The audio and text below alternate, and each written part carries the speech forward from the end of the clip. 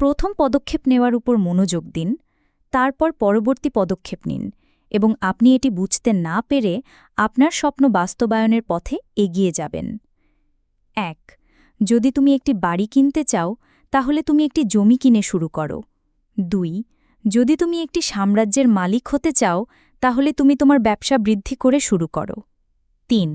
যদি তুমি সুস্থ থাকতে চাও, তাহলে তুমি স্বাস্থ্যকর খাবার খেয়ে শুরু করো। ৪.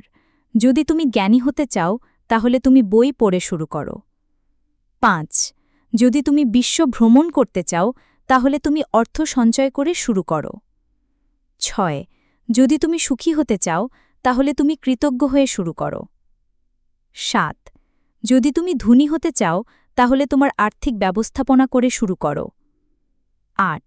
যদি তুমি একজন ভালো নেতা হতে চাও, তাহলে প্রথমে নিজেকে নেতৃত্ব দিয়ে শুরু করো। ৯. যদি তুমি একজন ভালো বাবা-মা হতে চাও, তাহলে তুমি একজন ভালো আদর্শ হয়ে শুরু করো। ১০.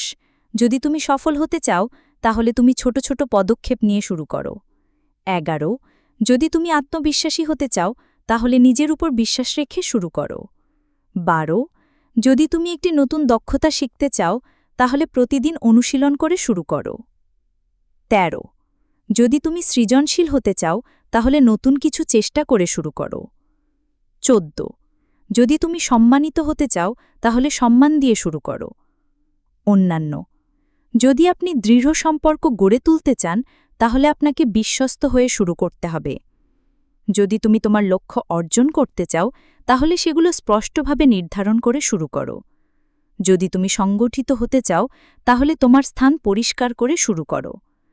যদি তুমি মুক্ত থাকতে চাও, তাহলে তোমার ভয় ত্যাগ করে শুরু করো। বিশ্বাস. যদি তুমি সদয় হতে চাও, তাহলে প্রথমে নিজের প্রতি সদয় হওয়ার মাধ্যমে শুরু করো।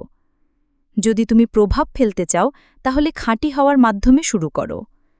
সফলতা রাতারাতি আসে না, এবং উল্লেখযোগ্য কিছু অর্জনের জন্য ধারাবাহিক প্রচেষ্টার প্রয়োজন।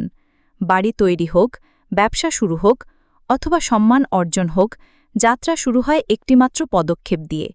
সামনের লক্ষ্যের বিশালতা দেখে হতাশ হবেন না। মূল কথা হল শুরু করা, যত ছোটই হোক না কেন, এবং অধ্যাবসায় থাকা।